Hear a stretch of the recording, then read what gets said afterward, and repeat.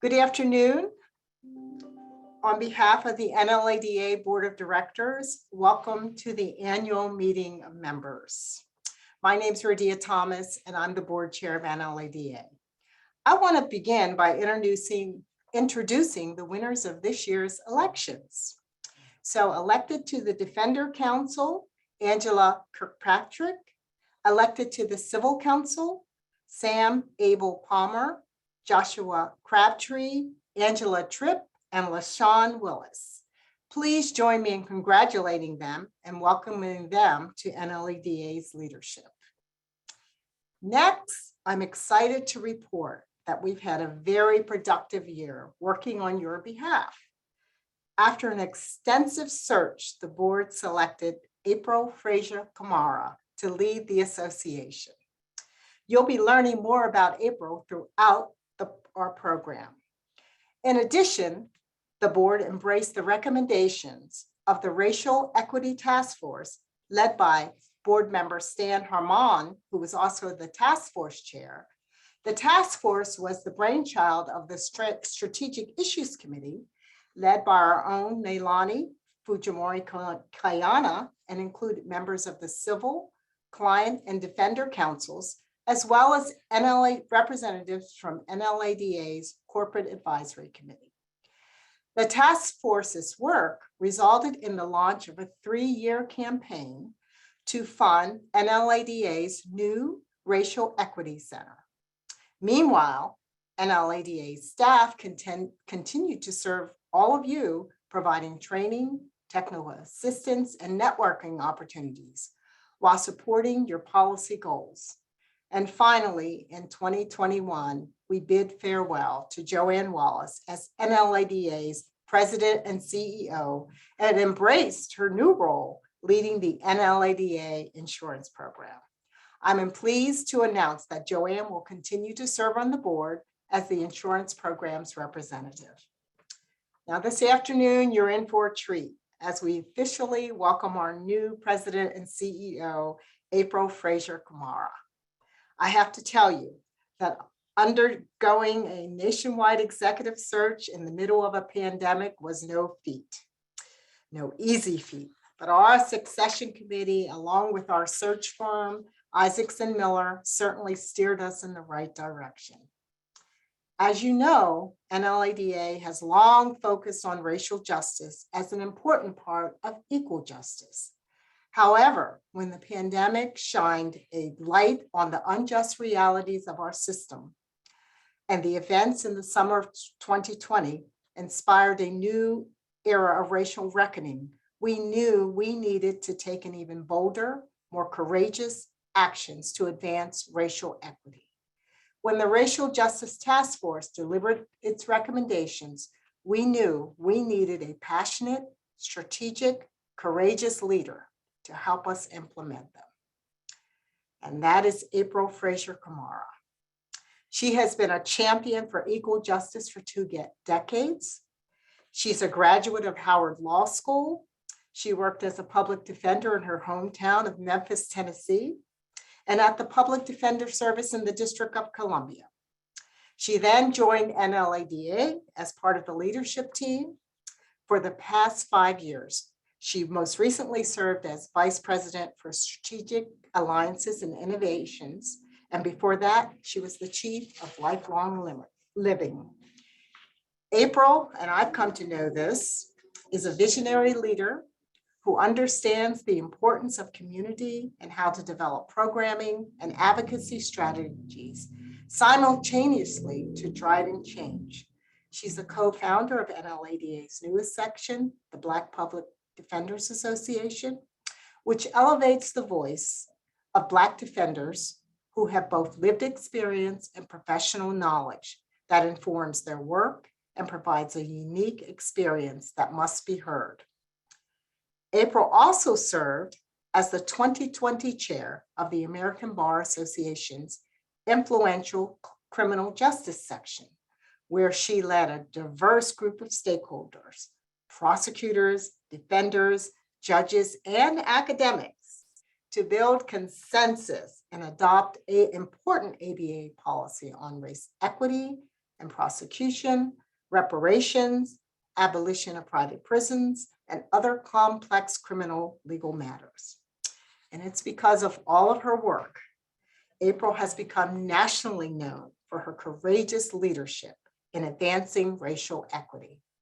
She is the right leader to have at the helm as NLADA implements its Racial Justice Task Force recommendations and supports our community of advocates to propel the nation closer to fulfilling the promise of equal justice for all.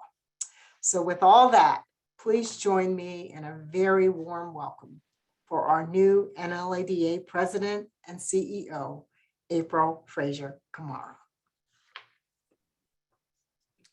Thank you. Thank you so much, Rodia, for your kind introduction. I'm honored on today to serve this community as the new president and CEO of NLADA. It is both a great honor and responsibility to work alongside each of you at this pivotal moment in history, when we are facing some of the most difficult challenges and also some of the most promising possibilities. So to open, in keeping with traditional African culture, I would like to first begin by thanking the leaders who have come before me and paved the way to allow me to sit in this seat today. So first, thank you to Joanne Wallace. You have been an amazing mentor to me and so many others. And also thank you for your years of dedicated service to the NLADA community. I'm excited to work alongside you in your new capacity, and I look forward to our work ahead. Also, I would like to say thank you to Clint Lyons, who recently retired from his role as president of the NLADA Service Corps and Insurance Program. Clint is a visionary leader who advanced so many of the things that we take for granted today. For example, the inclusion of our client section and that voice within our community. Mr. Lyons, thank you for your service. And I would like to also say a special thank you to Don Saunders. Many of you already know that Don transitioned this year from his role as vice president to a new part-time position as senior policy counsel at NLADA. I would like to personally thank him for his years of service and his warm Southern welcome of me and so many others to the NLADA family. And with all of those announcements, it is so exciting for me to also be able to welcome two new members of the NLADA leadership team. Radhika Singh was recently promoted to the role of Vice President of Civil Legal Services and Strategic Policy Initiatives after previously serving as Chief of Civil Legal Services at NLADA. Also, Allison Bloomquist will be joining NLADA on November 29th as Vice President of Strategic Alliances and Innovation.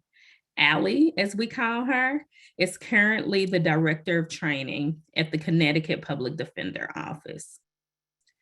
I'm thrilled to welcome these two amazing leaders to join me as a part of my new leadership team. As NLADA embarks on a new chapter, it will take our collective power to advance the goals of racial equity and equal access in America. And my goal is for NLADA to become an anti-racist organization. And I'm confident that this new leadership team will play a central role in advancing this goal. And we hope to model the way for other organizations within NLADA community and within the broader justice community. So with those announcements, I would hope that all of you all would join me in saying thank you to the NLADA leaders who have transitioned this year, and to say a warm welcome to our new leadership at NLADA. So you can give them a nice shout out in the chat menu, but we are so excited about our road ahead. So, meeting of the members. For those of you who are joining us, perhaps for the first time for the NLADA meeting of members, this is a meeting that takes place once a year at NLADA that allows us to come together collectively across the defender and civil and client community to talk about goals and priorities for the entire organization. And on this evening, I am very excited for us to have a conversation and also ask you, the audience, to weigh in around the exciting new NLADA Racial Equity Initiative. So as we get started, I would like for you all to join me in watching a quick clip to introduce you to the NLADA Racial Equity Initiative. As a nation, we are living through a once-in-a-generation moment that presents us with a unique opportunity to reckon with our past and answer the call for racial equity in America. NLADA is excited to launch the new Racial Equity Initiative to answer the call to equip our members and allies with the tools needed to advance anti-racist practices and to transform the American legal system. Through this initiative, our members will have the tools to accelerate their fight against racial injustice. As a 16-year-old teenager, I was arrested and charged as an adult and faced the rest of my life in prison. And at that time, I wish I had an advocate that came from my community and understood me more. But unfortunately, I didn't. As the civil legal aid community, we understand that legal issues transcend individual cases and individual clients. We have the talent and the willingness to effectuate change. However, we currently lack the resources in order to be able to address the systemic root causes of the injustices that we see on a daily basis. It is no secret that Black people specifically are surveilled, detained, charged, and punished at rates that dwarf the similarly situated white population. As defenders, we rarely have the ability to step back to develop comprehensive strategies to fight against these disparities. Through NLADA's Racial Equity Initiative, we will gain access to cutting-edge training, technology, and tools to disrupt these racist systems that harm our clients and our communities. As someone who has experienced the system and has worked with the new Black Public Defenders Association, a section of NLADA advancing racial equity since its inception, I know that there's power when clients, defender, legal aid communities come together to work as one. I am most excited about launching the new Racial Equity Institute at NLADA, which will be a national hub for collaboration between civil, defender, and client communities. They will have the tools needed to advance anti-racist practices within their organizations and within courtrooms across America. We will collaborate with the private bar and business community to cultivate new ideas, support transformational leaders, and use our collective power to drive systems change. Join in with us. Support the NLADA Racial Equity Initiative.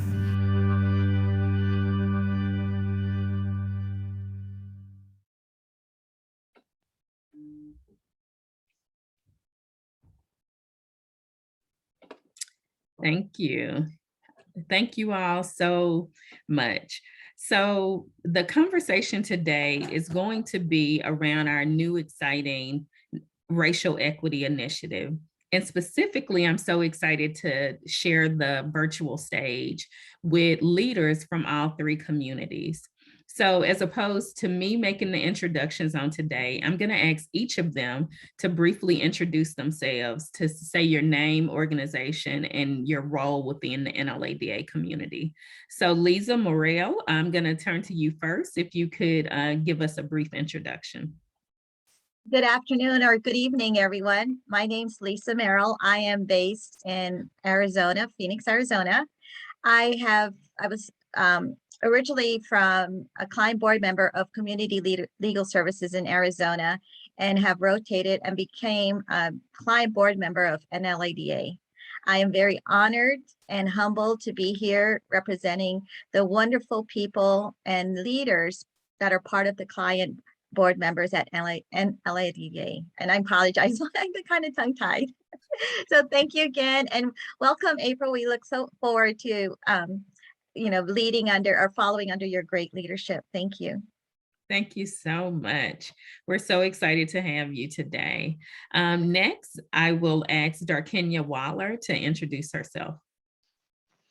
Hello, my name is Darkenya Waller. I serve as the Executive Director of the Legal Aid Society of Middle Tennessee and the Cumberlands. We are situated in Nashville, Tennessee, covering 48 counties in Middle Tennessee. My role within the NLADA is serving on the NLADA Civil Council, and I also am a member of the Racial Equity Task Force that helped to produce this wonderful initiative. Thank you. Thank you so much, Darkenya. Young-Mi Lee, please introduce yourself to the community. Hi, everyone. My name's Young-Mi Lee, and I'm the legal director at Brooklyn Defender Services in New York City. I've been there for more than 22 years. I also serve on the Defender Council at NLADA, and I was a part of the Racial Equity Task Force here at NLADA as well. And for as long as I've been participating in NLADA events, I have to say what was most inspirational to me was discussing and working on racial justice issues, which I have not been able to find elsewhere. Thank you. Thank you so much. And we're so excited. First of all, thank you to the task force for you all doing the difficult work for us to be able to get to the place today where we can officially launch a new initiative and talk about concrete resources that we will develop at NLADA to support this work. So we're going to launch our first polling question. So one thing that we promise the audience today is that it will be both interactive and we want as much feedback as possible. So if you could answer our first polling question, how would you rate the importance of addressing racial disparities in your work? And we'll keep the poll open for about 60 seconds.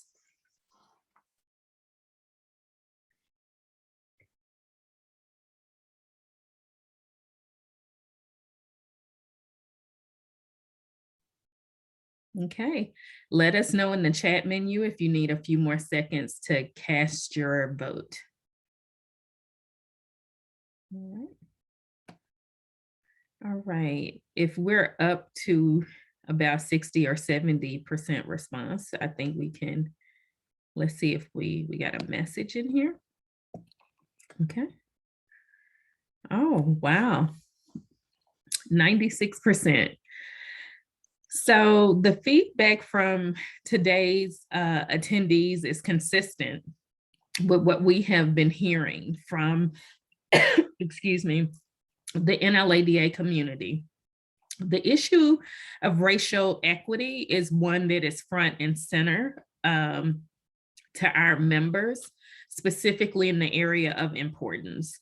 So I wanted to ask the panelists today, we found that the overwhelming majority of our community agrees that racism and racial disparities is central to our work. However, many of them have shared with us the fact that they face barriers in finding ways to address them.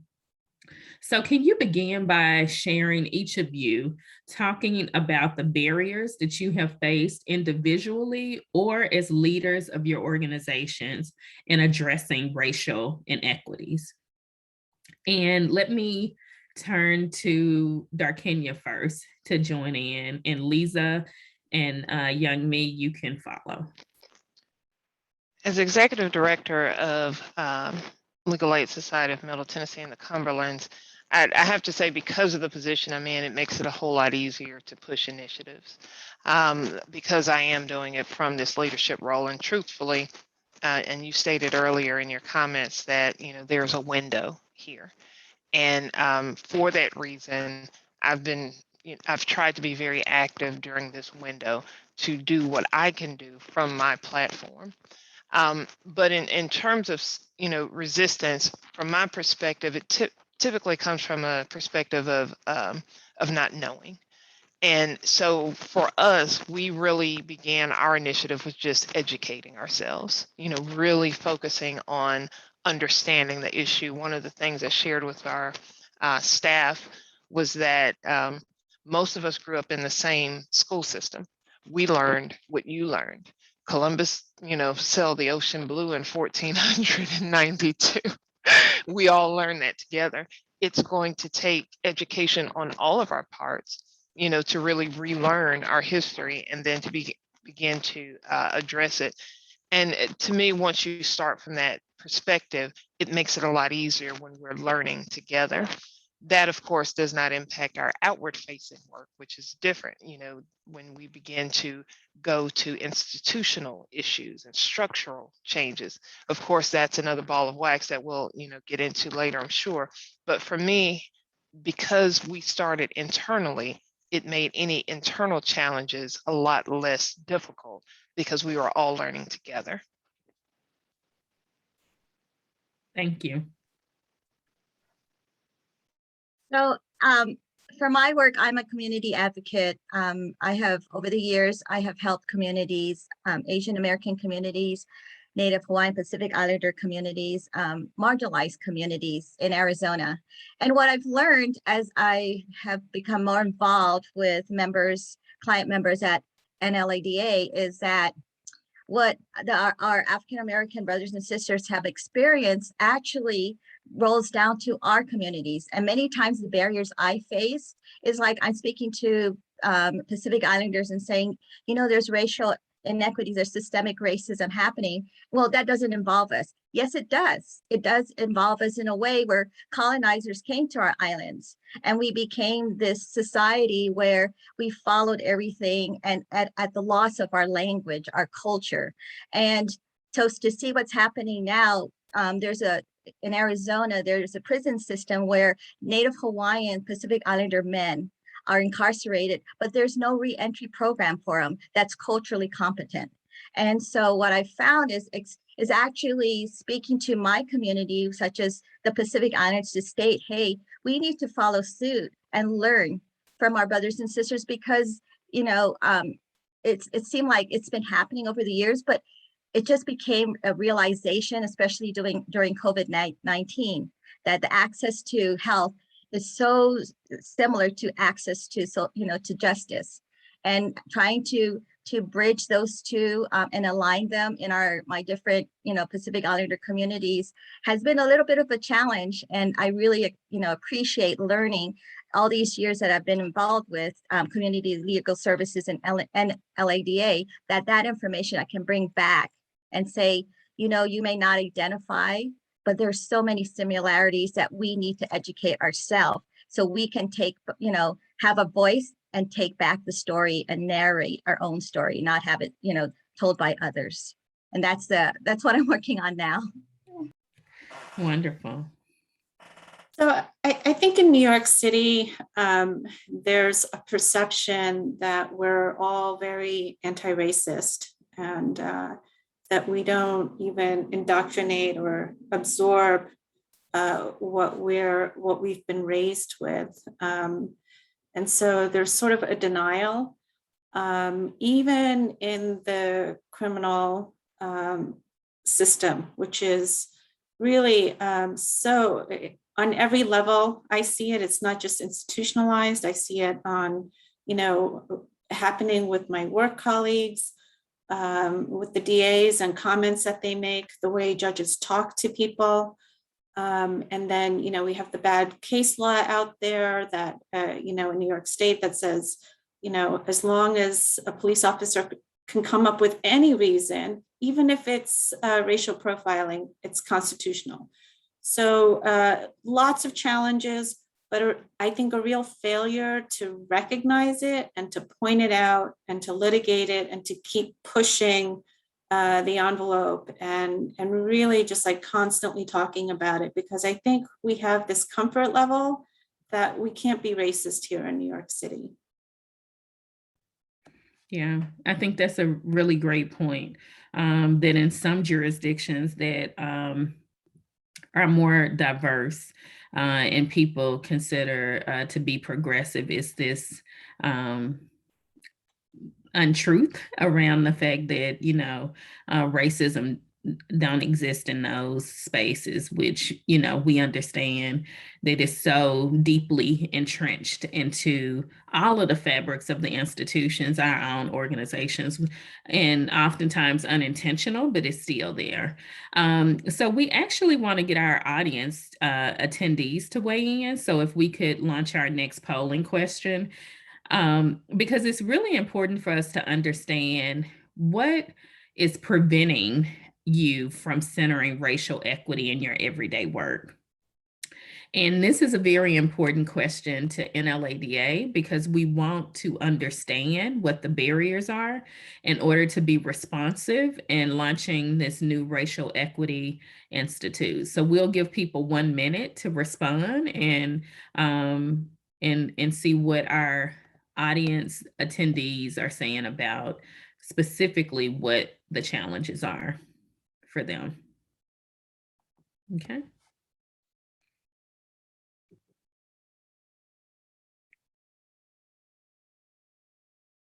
Right.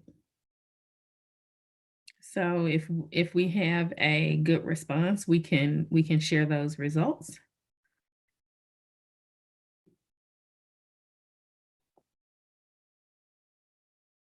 Okay. So very interesting. The highest response is access to resources and tools. And I think Darkenya and Young Me, you all heard that, and that was elevated even within the task force, the fact that people actually do have knowledge and awareness. And one of the greatest challenges for our community is the access to resources and tools, and also lack of training ranks as the second, which we're taking very seriously at NLADA and looking at our training model to make sure that we're responsive to meeting needs, and the lack of knowledge about history and the role of racism. And we got 26% other, so we need to unpack what those other barriers are as well. So let's turn to away from barriers and to focus on the future. As you heard from the video, NLADA is launching the new Racial Equity Institute to respond to the request of members for ongoing support and resources. Can you all share what practical resources would you like to see from your perspective as a leader in the defender community, civil community, and client community to be included within the new institute? And so we can go in reverse order. Young Me, if you want to kick us off. Sure. So as much as I hate data to a certain extent, I think data can help to point out the racial inequities, the profiling.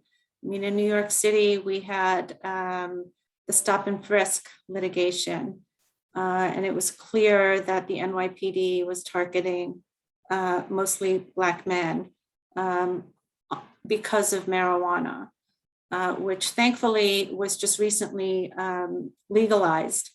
But that there was real racism going on there, but it was the data that showed that this was happening, and it did allow people to have a conversation about it. Just looking at the jail population, close to 90% of the population at Rikers is Black or brown, and compared to the rest of the city. And so, but I think what's also really important is that when you look at the data, there has to be the context, and there has to be an explanation of what the real numbers mean, because we have a lot of false news reports about how this person who's Black has been arrested and convicted 50 times without the real background of racism that started this horrible cycle. and the lack of resources. So, I also think that studies in New York State with the protests last summer, Jay Johnson came out with a big study in New York State, and it was a report about how we need to do better and how lawyers, clients, there's racism embedded in the criminal system. The one thing that was lacking was interviews with affected people, our clients. And I think the report would have been much more complete if the narrative had not been just from lawyers talking about their clients, but if perhaps someone had reached out to several people who had been directly affected with the system. Right. Reports like that are also really important. Great.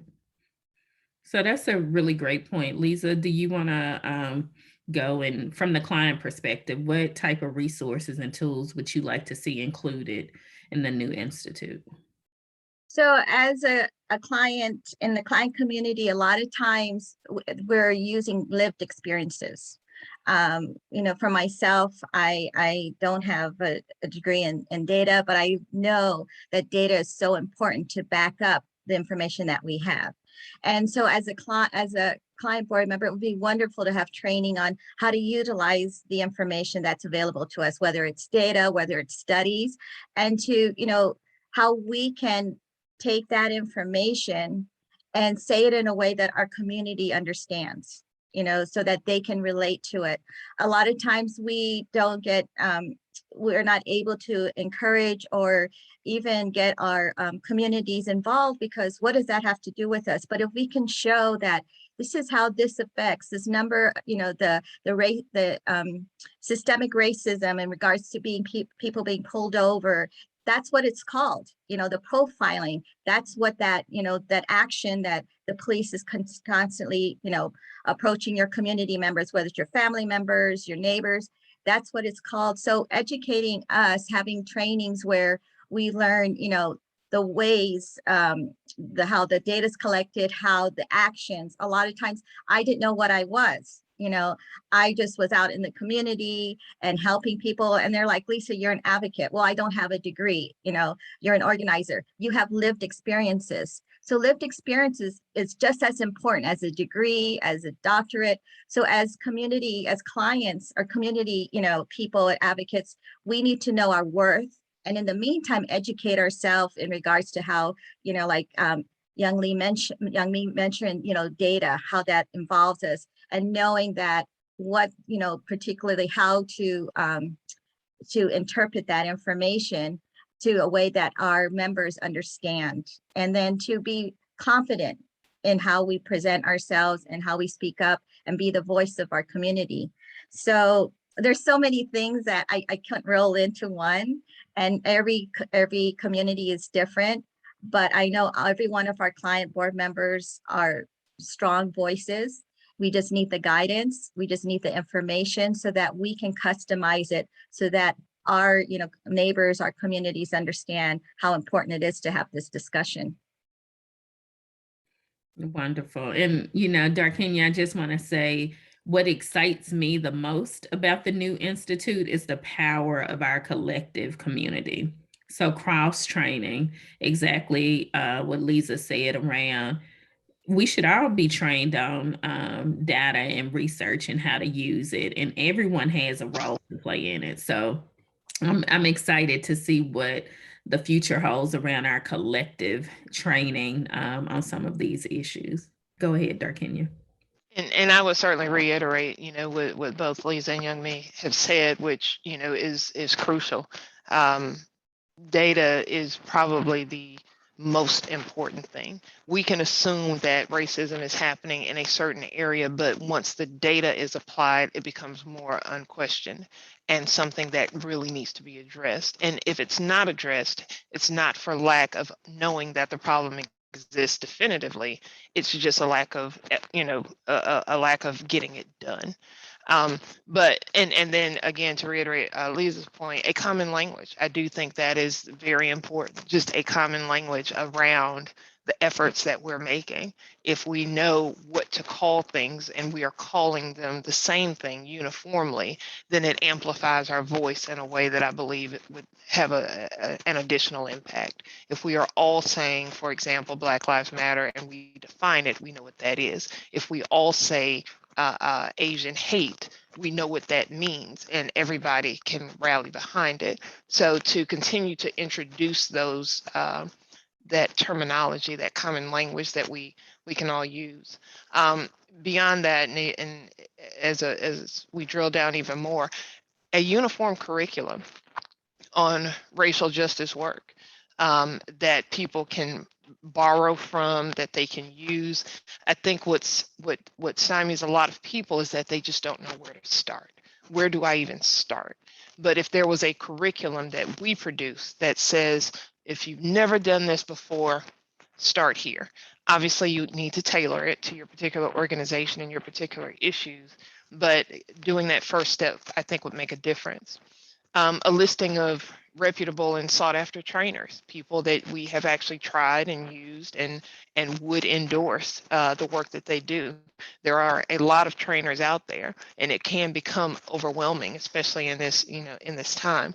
But if there are, a grouping of those persons that we know we can go to get that that information, a bank of modern day casework that helps to identify the vestiges of racism that still remain. What are those things that are happening that I didn't even realize was an issue until Georgia took on the utility company to prove that they had been charging utilities in the minority districts more than other districts. Didn't know it was an issue, but now I know to look for those sorts of things. Commission studies, and I think Young Me, references in terms of data, commission studies and research to help support, the work that we want to pursue. So whether it's, evictions that are happening more prevalently in certain areas, or on the criminal side, those stop and, frisk situations or racial profiling, that we are actually commissioning our own studies that, that address this. Technical assistance, backup centers. Once we kind of get in there, help. How do we carry it through to the finish line? Who's done this before? How can we do it better and capitalize on the best practices that are there? And then, of course, funding. List of funding sources that support the work.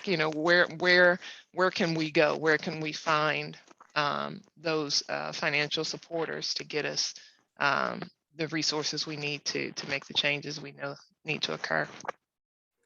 Wow. I promised that I did not pre-script Darkenya, but the next polling question will really be a summary of what she just shared. We want to ask the attendees, what resources do you need? But I want to say thank you to each of you. We can launch the next polling question. I want to say thank you to each of you, but specifically, we're going to invite our members to give us very concrete recommendations around what you want to see in this new institute. So if you could answer the third polling question, what type of resources would you like to see in the new NLADA Racial Equity Institute? LaShawn, you're getting shout outs. Darkenya in the chat saying great job, great summary. So if people could let us know, and you could make your top selection, what type of resources, virtual training, learning materials, in-person training, funding resources, what do you want to see? All right, we'll give people a few more seconds. And I promise I didn't look at those before. It was such a beautiful summary. All right, we can share our polling results. Wonderful. Yeah. Well, it's really interesting because a part of, the response here, a lot of people are asking for virtual training, right?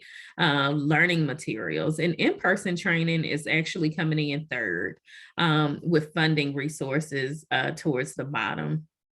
because we do realize that people are looking for on-demand training. So Darkenya, what you said, what can I take back to my office and actually support? Because we know a lot of organizations, due to budgetary concerns, it's a limitation on how many people can travel in person. And we're excited about increasing our virtual training offerings at NLADA. All right. So I put an announcement in the chat menu, but I'm going to announce it here for the audience to send in their questions. We're going to have a brief question and answer period. If it's anything that you want to discuss or ask of the panelists that we haven't hit on today, please send us your questions. So this is our final question for you all.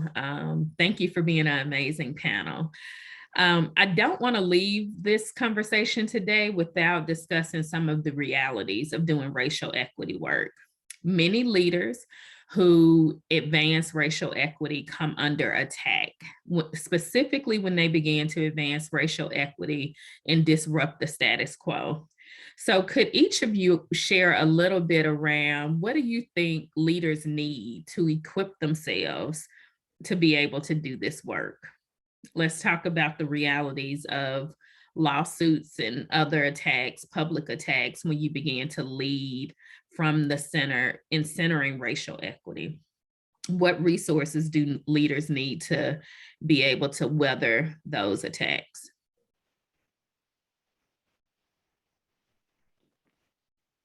Did you want to start with anyone in particular or just, okay, I'll jump in.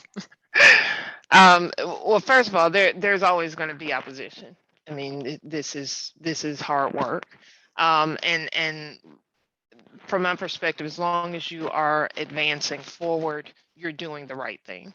And those naysayers may come from the very, populations you are trying to protect, and I think probably one of the first things to do is to expect it and to just not be surprised by it. I don't think you need to go into it blindly. I do think you need to be strategic when we, think of, and this is something else we should do when we take lessons from the civil rights movements of the 60s. You have to take note. Most of those efforts were not done spontaneously.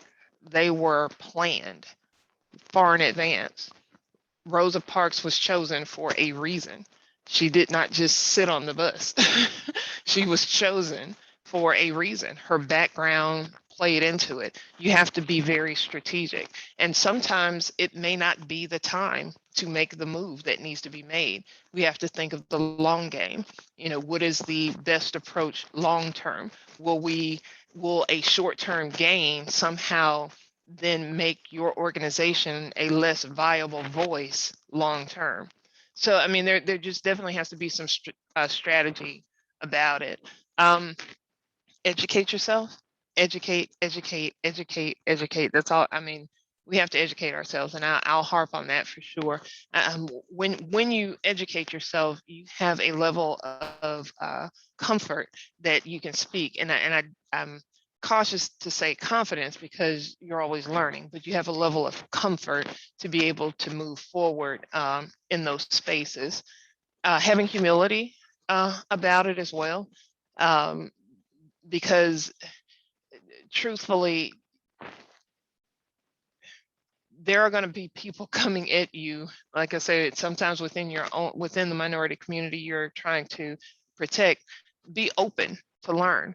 One of the lessons that we've learned as an organization is about cultural humility, making the effort to have a lifelong commitment to understanding someone else's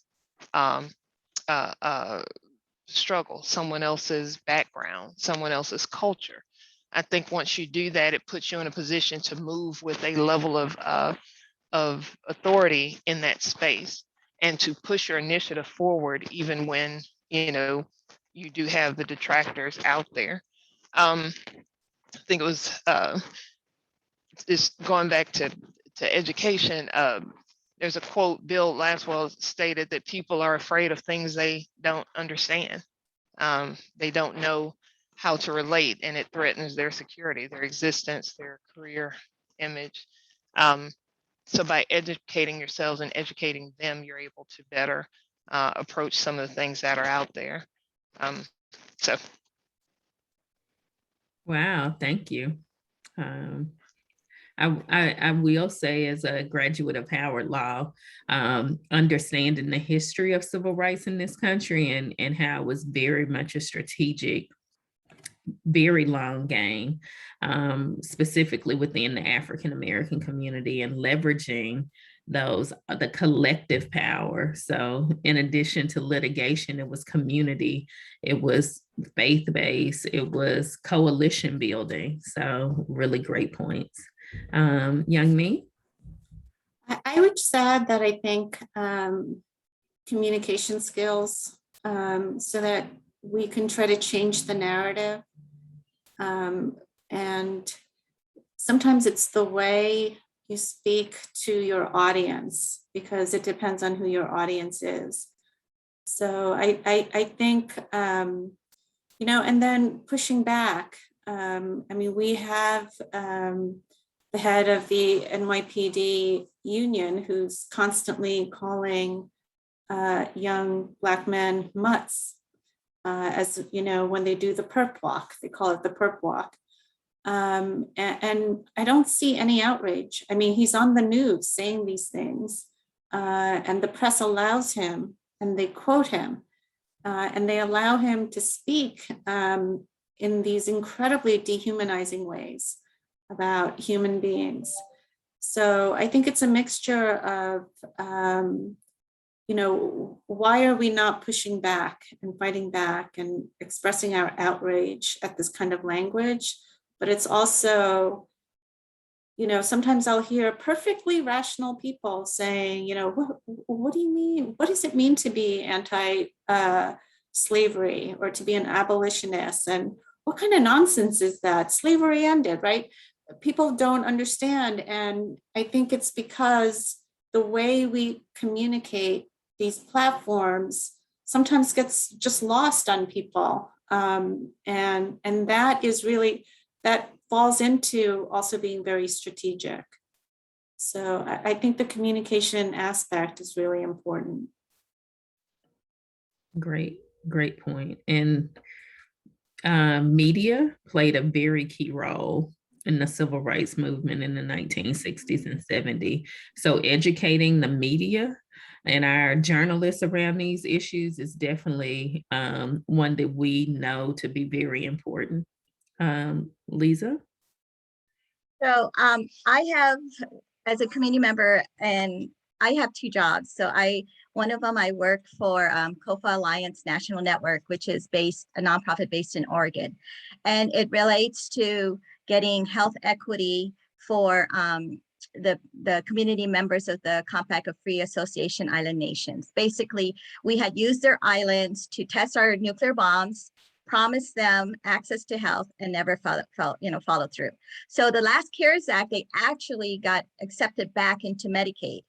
And that was a triumph. It took 20 years, over 20 years. So when I'm at the table and I'm talking about racial equity, right? I have no problem when I'm working for them demanding what we need, because that's part of my job. Then I have another job where I work for a government entity, and I see that there's racial inequities occurring. And I'm sitting there because I'm an employee. Do I speak up at the risk of getting, fired?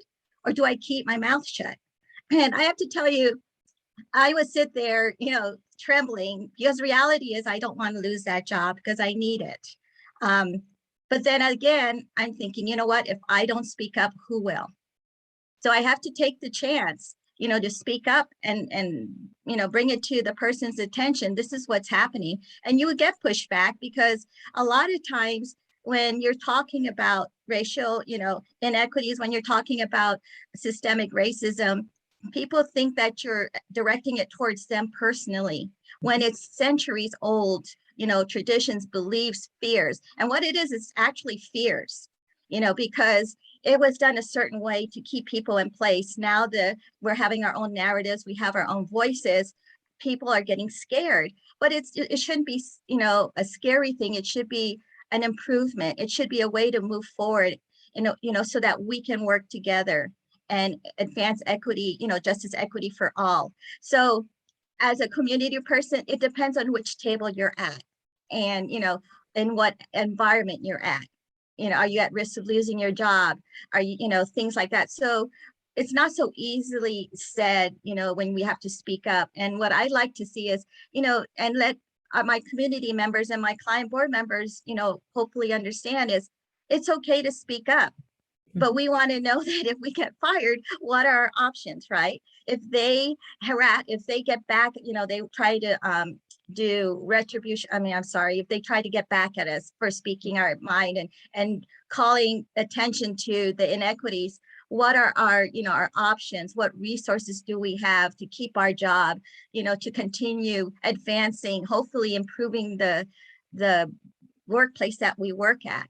Because it's been happening for way so long. And a lot of times I would have to say, it's not easy for us because we're not guaranteed, there's not a safety net for us. But but it's the right thing to do, right? And a lot of times the right thing to do is the difficult thing to do. So I would like to see, more trainings to empower our voices, to help us, guide us, so that when we're in these difficult and tables that we're not, sure about, how do we handle that and how do we navigate it if it turns out difficult, in the end. So I hope that makes sense. No, absolutely. It makes a lot of sense because we've all found ourselves in that place where something happens and you have to weigh what is the consequence of me speaking up at this moment. And so I actually want to launch our final polling question. And this is where our partnership with the NLADA insurance program comes in. So this is a question about what role can the NLADA insurance program play in supporting our racial equity work. Many of you all know they provide malpractice insurance to our programs, both on the civil and defender side. What types of training or services would you like to see from the NLADA insurance program? Specifically, how to avoid liability when you are implementing DEI strategies. What additional protections and services would you like to see for DEI leaders or other? Is it some additional things that you think our insurance program should be doing to support our members on this racial equity journey? So we'll give that a few minutes. And panel, we have a few more minutes and we have one question from the audience that we'll turn to once we get the results from our last poll. Okay, we can share the results. Wow, yep, liability and additional protection. So the liability issue is one that we hear oftentimes, where we're seeing an uptick in the number of lawsuits filed for reverse discrimination against people as they try to advance equitable hiring and retention and promotion practices. So thank you for sharing this information. And I look forward to us working with the insurance program to actually provide additional resources and protection for members. So our final question, I think it's one that we, this is a very real reality in doing the racial equity work. I like to refer to it as you have to clean your own house first before you sweep around the door at others. And so we have one question about how do we address internal racial biases within our own organizations? I guess I've beat this drum and I'll continue, which is education. Education. One of the things that we tried to do is to spend a year, and we've done that from last year to this, just educating ourselves. We participate in the 21-day racial equity and habit building challenge created by Edward Moore Jr. And the ABA actually has a version of that specific for the legal field. But we did that, and we have presentations where different staff members will do a presentation on racial equity or justice. They'll pick a topic and they have to actually present that to staff. And I will tell you, my actual goal was to get our staff comfortable saying Black people and white people without cringing. Because usually people cringe when you say Black people or white people. You all are probably cringing now. It's, you know, to get comfortable saying that, to get comfortable having conversations about race. It doesn't necessarily have to mean, you know, that someone is racist or doing something racist, but to actually have conversations where it's not cringy. And to also, you know, to just make it less taboo so that people aren't freaking out about it. But to me, once you do that, once you begin to educate people and they begin to understand, then you take the next step in terms of what that work looks like in your community. But you have to start by introducing the problem and making it such a routine part of your organization that it's now expected. And you know, if you're in a position of leadership, you know, particularly with boards or your executive directors, you have a window to do this where it is acceptable for a time. You know, you're not going to look like you're crazy for doing this because this window is here. Take advantage of it, create those opportunities, create those spaces, and talk about it. Yeah, I always joke that I would never be able to homeschool my children because they don't believe a word I say. I think it's important to bring in experts and to do that training with people who have expertise as opposed to like trying to have a supervisor or someone from management do the trainings. I think that's pretty key. At BDS, we've brought in outside consultants and experts to, we started with management and the supervisors to do that training. And I have to apologize to Darkenya. Thank you. I learned something new because when you said, you know, should we say white, Black people? And I said African American. I apologize. I should have identified it the way you had said. So myself is to see that, to learn my implicit bias myself. You know, I have as a leader need to step back and you know, and think and reflect. Do I have implicit bias? And then because as if I acknowledge that, then it allows me to learn and to share and to model, you know, what should happen in my community. And education, it's so, you know, you have to be open to learning, right? To not be stuck in what you grew up with or what your parents or generations have taught you, is to be open to learn, you know, what is appropriate. You know, are you practicing implicit bias without even knowing? So, you know, I thank you so much, Darkenya, Youngmi, you know, for this, because we know as community leaders, there's so much for us to learn, and it's not just one community, it's all over. We have to come together as a collective voice. And like Darkenya said, have the same narrative, because the more voices that are heard, the louder we become. And I've always we look to our organization, we look to our leaders.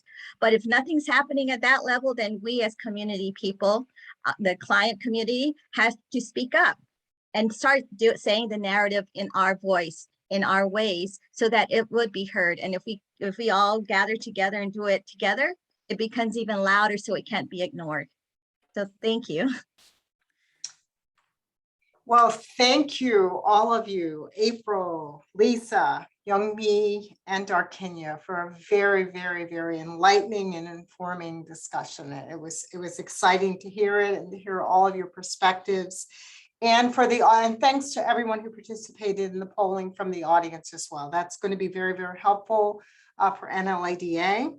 And so as I close this out, on behalf of the Board of Directors, thank you for joining us today. We hope that you have plans to attend the 2021 conference, and we look forward to seeing everybody there. And just a reminder about the opening plenary tomorrow at noontime. So I hope everybody will join us. And again, thank you all. This was a wonderful discussion, and we just remind ourselves this is just the start. So thank you, everyone. Thank you. Thank you, Rodia. Thank you for joining us tonight. And I'm excited to share that we have over 900 attendees registered for virtual conference. And some of you all will be able to join us in person for a small gathering in Nashville. So cheers and welcome to the 2021 annual conference. Thanks, everybody. Thank you. And welcome to Nashville. Thank you. Thank you. Thank you, everyone. Good night.